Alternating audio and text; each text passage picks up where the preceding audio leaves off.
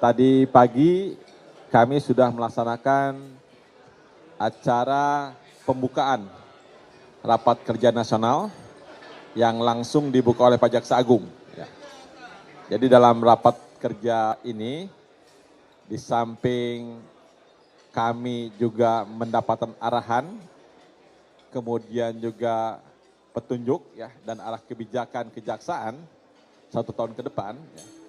Juga kami meminta overview ataupun kemudian juga masukan dari beberapa narasumber eksternal. Antara lain tadi sebagaimana teman-teman sekalian saksikan, ada Pak Menteri PPN, Kepala Bappenas, itu dari segi kemudian perencanaan teknokratik kejaksaan ke depan seperti apa. Kemudian dari Menteri Keuangan, kami ingin membacakan gambaran bagaimana penganggaran, desain anggaran untuk pengembangan transformasi kejaksaan ini, dan dari Menpan RB bagaimana juga pengelolaan birokrasi dan tata kelolanya. Nah, pada rapat kerja ini kami mengusung tema yaitu Asta Cita sebagai penguat transformasi kejaksaan yang berkeadilan, humanis, akuntabel, dan modern.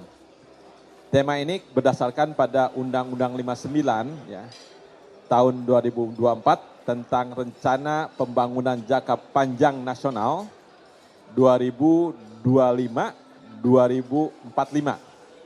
Yang salah satu pokoknya di dalam undang-undang tersebut adalah adanya penguatan transformasi penuntutan menuju single prosecutor system dan juga penguatan kejaksaan sebagai advokat jenderal. Yang kedua, dasarnya ada Asta Cita Presiden. Dan dengan 8 program prioritas dan 17 kemudian juga indikator kinerja yang disampaikan, serta yang tidak lebih penting lagi adalah peraturan Jaksa Agung atau Kejaksaan nomor 74 tahun 2024 tentang desain strategi kejaksaan 2025-2029. Inilah judul yang kami ataupun tema yang kami angkat dalam rakernas ini. Oleh sebab itu, teman-teman sekalian, karena ini menyangkut desain kejaksaan 2025-2029, maka juga dalam pembahasan daripada rapat-rapat nanti setelah ISOMA ini adalah kami para jaksa agung muda itu terbagi dalam panel-panel, ada 3 panel. Jadi panel pertama yaitu terkait dengan pemberantasan tindak pidana korupsi dan perbaikan tata kelola. Nanti ada Pak Jampitsus di panel pertama, kemudian juga ada Pak Jamdatun dari segi tata kelola, dan kemudian adalah dari Kepala Badan Perlindungan Aset untuk recovery aset. Panel kedua, teman-teman sekalian, itu yang disebut dengan nanti penegakan hukum yang humanis dan berkeadilan, dan juga bagaimana IT digital dan penguatan koneksitas. Maka di panel kedua itu yang muncul adalah saya selaku Jampidum, kemudian Jam Intel nanti terkait dengan bagaimana desain big data kejaksaan atau satu data kejaksaan ke depan, dan juga penguatan koneksitas, baik koneksitas dalam konteks pidana khusus maupun pidana umum. Dan yang ketiga adalah panel ketiga terkait dengan reformasi tata kelola dan aparatur, termasuk juga bagaimana menyiapkan kita semua untuk memberikan pelayanan prima bagi masyarakat, termasuk aparatur kejaksaan yang sebagai role model. Nah, ini akan diisi oleh Pak Jambin, Jamwas, dan Kabandiklat. Jadi ini yang berbeda yang kami buat inovasi ataupun kemudian hal baru dalam rakernas ini. Jadi kalau rakernas sebelumnya kan para jam itu sendiri-sendiri ngasih ceramah, ngasih kemudian pandangan dan arah kebijakan masing-masing jam. Sekarang kita gabung dalam panel-panel itu. Insya Allah nanti besok dilaksanakan dengan paparan Kajati. Kita pilih dari 34 Kajati itu, ada beberapa Kajati untuk memaparkan bagaimana capaian kinerja 2024 mereka, arah dan kebijakan mereka di 2025, dan kemudian kira-kira inovasi apa yang dilakukan oleh mereka selama menjabat selaku Kajati itu. Siangnya akan dilaksanakan yang disebut dengan kelompok kerja. Jadi Pokjaponya ini merupakan turunan. Jadi mengimplementasikan nanti arahan Pak Jaksa Agung tadi arahan Jaksa Agung secara global, kemudian diterjemahkan oleh para jaksa muda melalui panel-panel dan kaban. Kemudian dengan masukan narasumber dari eksternal maupun internal, maka kemudian diterjemahkan dalam pokja-pokja, nanti menyusun rekomendasi, saran dan tindakan di tahun 2025 ke depan ini. Itu teman-teman sekalian dari saya, sekali lagi terima kasih atas dukungannya, atas kemudian juga kerjasama di antara kita. Semoga tentu kami mengharapkan rapat kerja nasional Kejaksaan 2025 ini bisa juga menyusun kerangka teknokratik ya, sebagai dari penjabaran Kepja atau Perja 574 2024, bagaimana Grand Strategi Kejaksaan 2005-2029. Ya, itu Pak Kapus dari saya. Kalau ada pertanyaan mungkin silakan.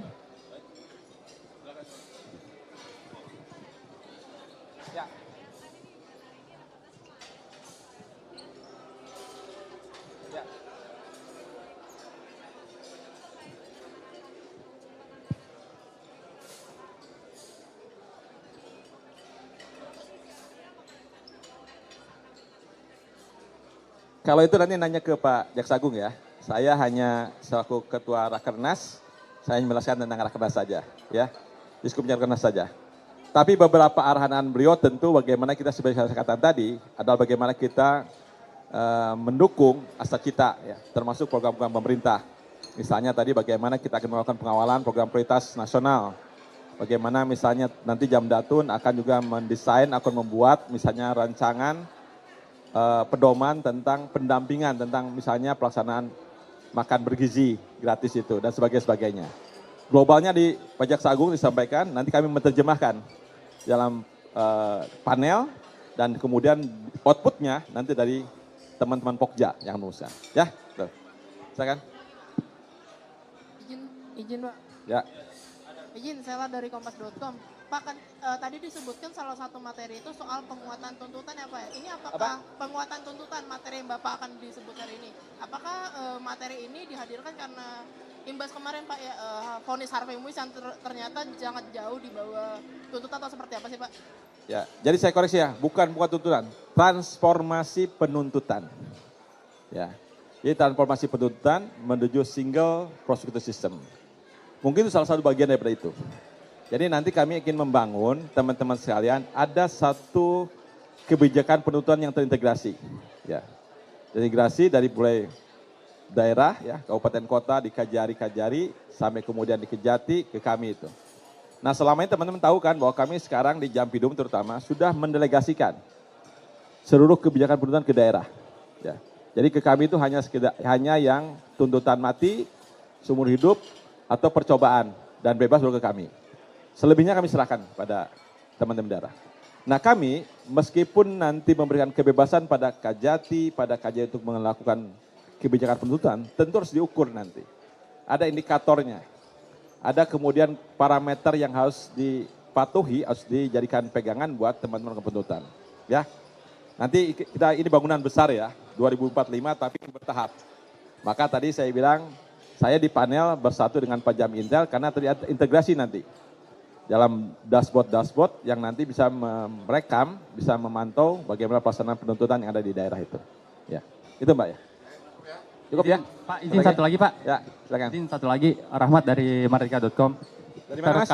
Rahmat dari Merdeka.com. Merdeka, oke. Ya, terkait dengan Asta Cita ini di momen yang Rakernas ini, sebelumnya tadi sempat disinggung mengenai transformasi untuk penuntutan. Nah, kalau kita melihat belakang kemarin, Pak Prabowo sempat meminta untuk para jaksa menuntut para pelaku koruptor itu sampai, mohon koreksi, 50 tahun atau bahkan bisa lebih. Nah, apakah tadi di Rakernas ini sempat dibahas untuk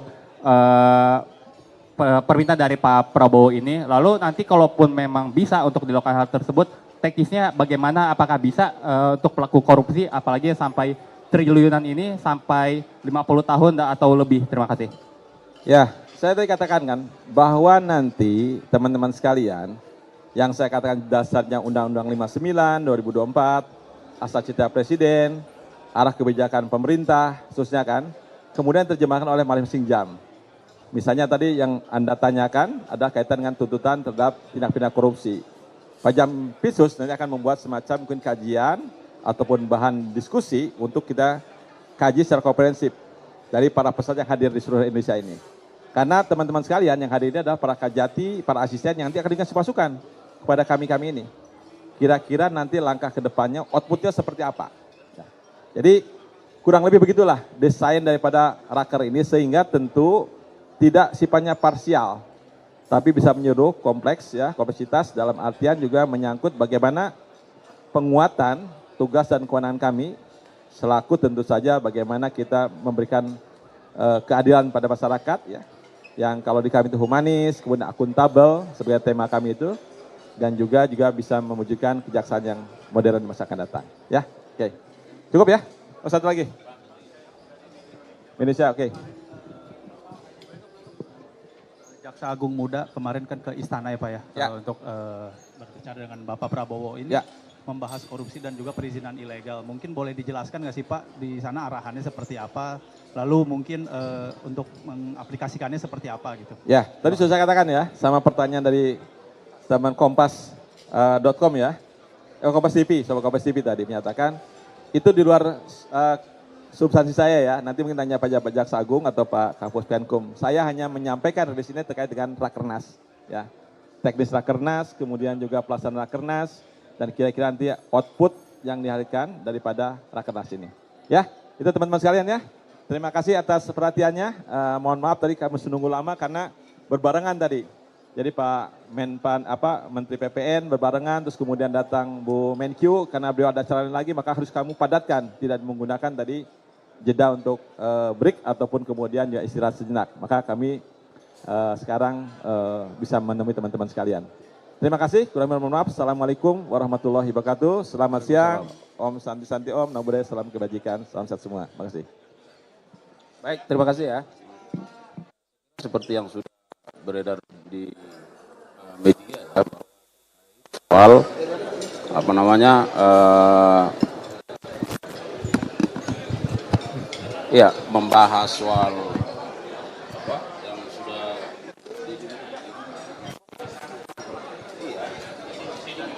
ya terkait soal perizinan ilegal dan masalah tindak pidana korupsi. Nah, terkait derivasinya seperti apa nanti kita tunggu bagaimana arahan-arahan selanjutnya dari Pak Jaksa Agung. Tapi bahwa karena ini sifatnya arahan yang sudah disampaikan oleh Bapak Presiden kepada Bapak Jaksa Agung dan dihadiri para jaksa muda teknis, maka tentu seperti yang disampaikan oleh Pak Jampidum tadi, para jaksa agung muda tindak pidana umum akan membuat satu kajian, ya, satu formula terkait dengan apa yang sudah diarahkan oleh Bapak Presiden. Nanti kita tunggu aja perkembangannya. Ya.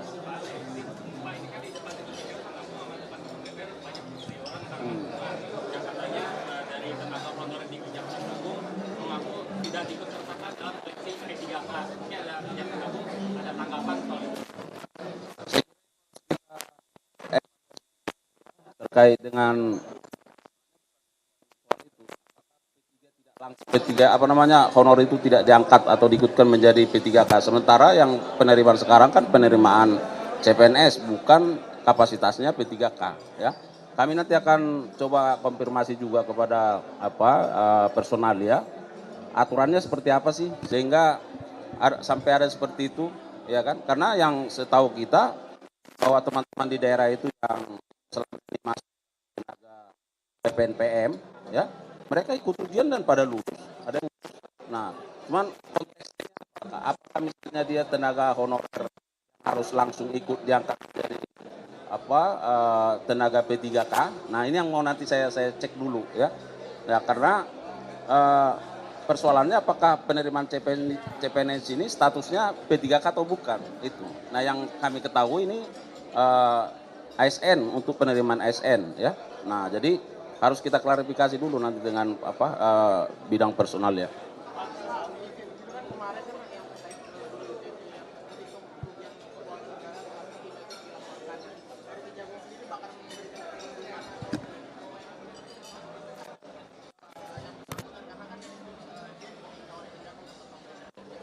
Nah, jadi terkait soal ahli lingkungan yang melakukan perhitungan terhadap kerusakan lingkungan ya yang sekarang dilaporkan katanya ya.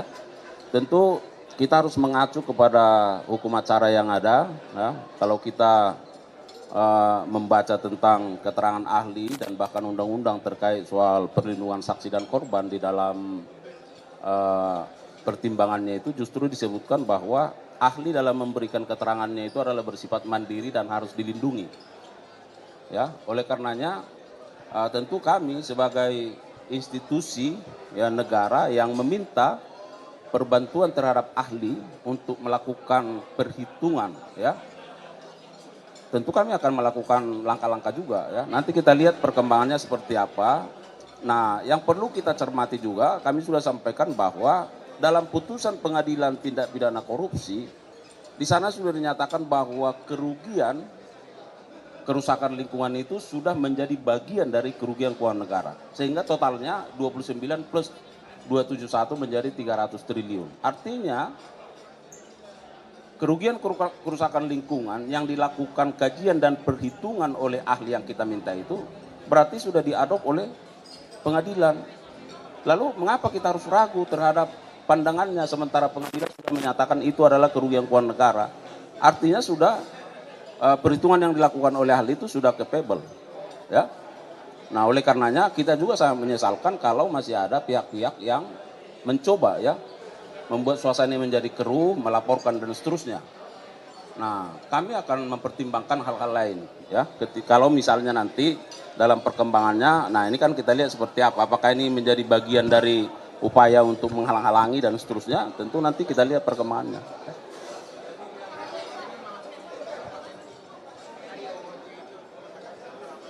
Makanya nanti kita lihat dulu seperti apa ya. Nah, sekarang kan kita juga belum tahu prosesnya di bubble kan, apakah laporannya itu misalnya dikembalikan atau ditindaklanjuti dan seterusnya. Yang baru kan kita dengar hanya ini soal penerimaan laporan terkait soal itu ya. Tentu karena yang meminta itu kan negara, yang meminta untuk melakukan kajian perhitungan itu kan negara melalui kita ya.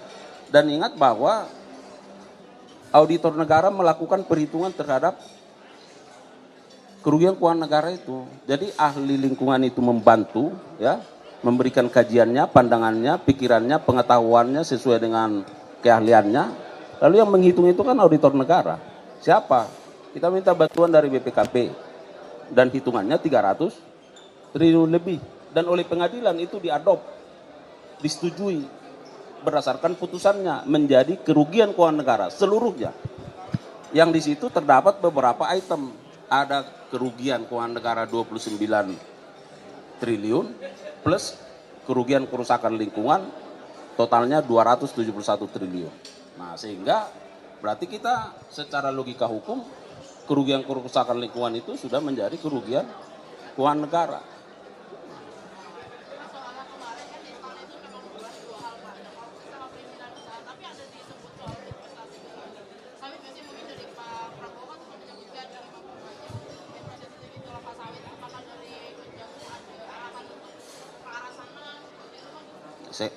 Saya juga belum tahu, nanti kita lihat ya. Oke.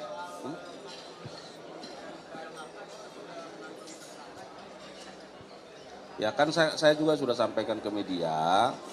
Nah, sekarang penyidikan ini penyidikan umum ya, sedang fokus terus menggali, mendalami untuk membuat terang dari peristiwa pidana ini ya. Nah, apa yang disampaikan oleh Bapak Jaksa Agung beberapa waktu yang lalu nanti kita tunggu ya. Tentu akan ada waktu yang tepat ya.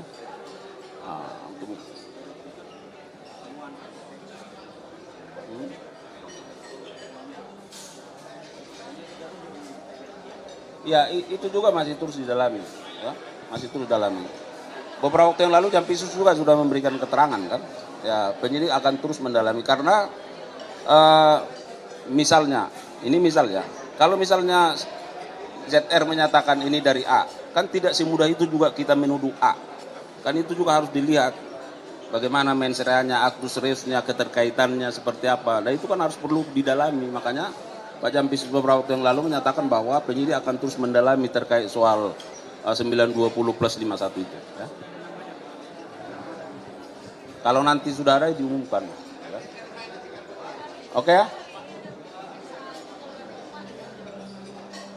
Nah, untuk pemeriksaan TTL itu benar. Jadi yang bersangkutan itu diperiksa sebagai saksi untuk tersangka lain. Nah, tersangka lain itu juga diperiksa untuk yang bersangkutan. Jadi namanya apa ya? Saksi mahkota ya.